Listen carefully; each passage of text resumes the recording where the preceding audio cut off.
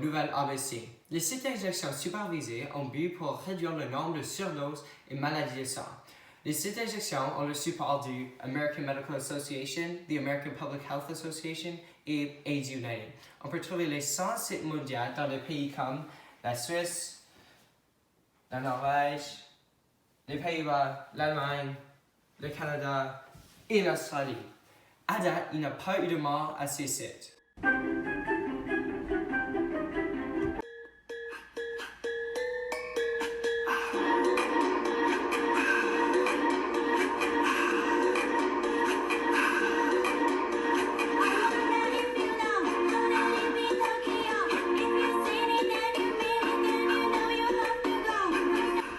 Achetez maintenant. Aucun peut l'inclus. Wow! Merci Connor. Donc maintenant, nous allons parler un peu de l'histoire des sites d'injection supervisés. Le premier site d'injection supervisé était actuellement construit en Suisse, dans un petit village qui s'appelle Berne, qui se trouve environ là. Ce site était construit en 1986 avec le nom Salle de consommation de drogue, qui n'est pas exactement le nom officiel de site d'injection supervisé. Plusieurs années plus tard, d'autres pays de l'Europe comme l'Allemagne et les Pays-Bas ont pris influence de ceci et ont commencé leur propre site. Publicité. Maintenant, Le tout nouveau ShipShip 9000. Précision mortelle. Peut être très utile. Wow! Très léger. Si flexible aussi. wow, publicité très intéressante. Merci.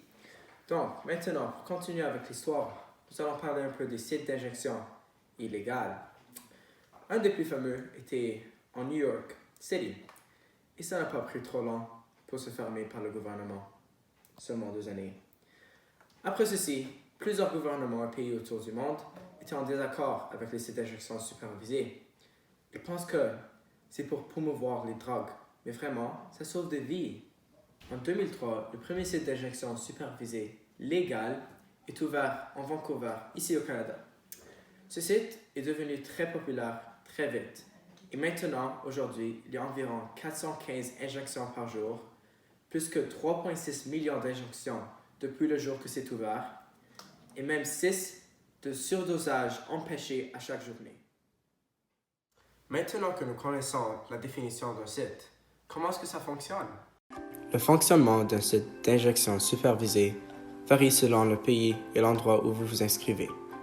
Ils sont tous très similaires. Vous ne pouvez pas être sous l'influence de substances en entrant dans le site. Ceci fait partie des règlements.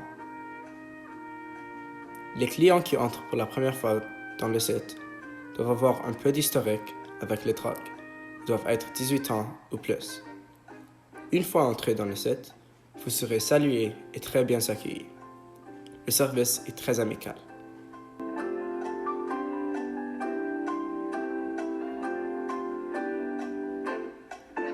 Vous serez demandé d'avoir au moins 2 identités pour confirmer votre personnage.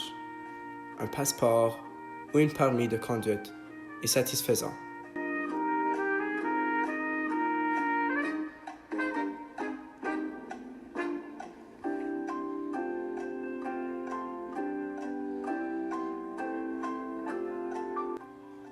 Vous devez apporter vos propres drogues, puisque les sites n'en en fournissent pas. Ceci est une façon qui démontre que ces sites ne font pas de promotion de drogue.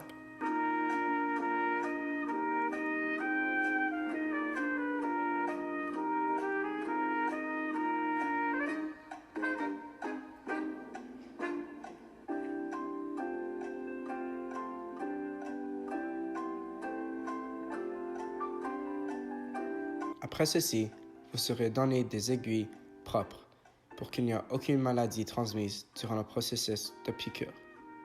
Ceci va éviter le transfert d'HIV et hépatite C.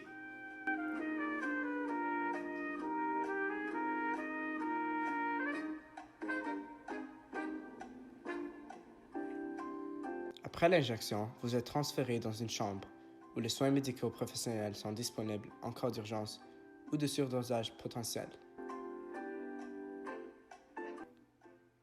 Finalement, les travailleurs sociaux vous parleraient attentivement avant de partir pour assurer que votre visite a bien été et que vous êtes prêt à partir. Ils peuvent même faire quelques recommandations pour les prochaines étapes à surmonter les dépendances. Et voilà. Maintenant que nous savons comment ça fonctionne, à l'entrevue. Donc maintenant, je suis avec Dr. Le Frigo. Dites-moi un peu de vous. Je suis un docteur, je travaille au site d'injection supervisée Insight à Vancouver et je travaille là depuis 6 ans. Nous aurons quelques questions pour vous aujourd'hui. On va commencer avec que penses-tu des sites d'injection supervisée? Est-ce qu'ils sont importants, nécessaires? Oui, certainement. Je pense que nous avons essayé plusieurs différentes façons à combattre la crise d'opioïdes et ces manières qu'on a utilisées ne fonctionnent pas très bien. De plus en plus de personnes meurent à cause des surdosages, donc je pense que c'est temps de chercher des nouvelles solutions à ce problème. Wow, merci. Deuxième question pour vous. Penses-tu que les sites promouvoient l'utilisation de drogues? Non, je ne pense pas que ça promouvoit l'utilisation de drogue. Premièrement, tu dois être âgé de 18 ans ou plus, donc ça fait certain que les adolescents qui veulent essayer les drogues ne vont pas au site. Deuxièmement, les personnes qui viennent au site, ils doivent avoir une historique d'utilisation de drogue, donc c'est pas juste pour essayer pour la première fois, c'est si tu as un problème chronique avec les drogues. Et dernièrement, il n'y a pas de recherches qui peuvent démontrer que parler des drogues et offrir des services pour aider à combattre cette addiction promouvoir l'utilisation. Les personnes qui viennent à ces sites sont assez intelligentes pour savoir que c'est un problème et ils veulent de l'aide. Merci tellement. Donc récemment, le gouvernement des États-Unis a décidé que la Philadelphie aura un site très bientôt et ça serait le premier site aux États-Unis qui est légal. Que penses-tu de ceci? Donc, je pense que les États-Unis sont sur la bonne piste. La crise d'opioïdes est spécialement mauvaise en Philadelphie. Ils ont le même nombre de surdosages qu'en LA ou New York, environ 1200. Et ils ont un cinquième ou un quart de la population de ces deux villes. Donc, je pense que c'est important. Ça établit une précédence en cours. Donc, d'autres villes aux États-Unis auront plus de facilité à ouvrir leur propre site à cause de ceci. Merci. Donc, dernière question pour vous. Que dirais-tu aux personnes qui disent qu'ils ne veulent pas cet endroit près d'eux? Donc, je dirais qu'il n'y a pas de raison d'avoir peur de ceci.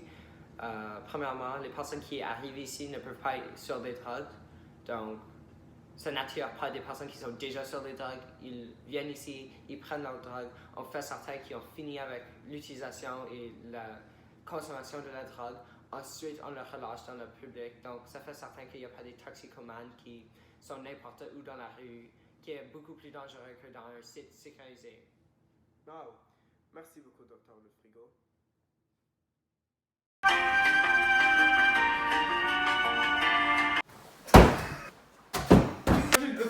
How do people do this?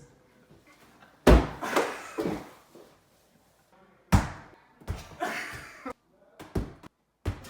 just keep going.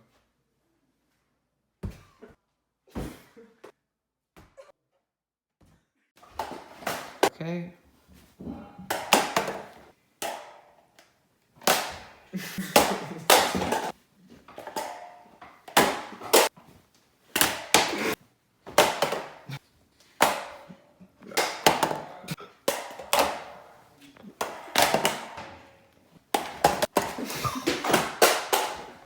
And we are rolling.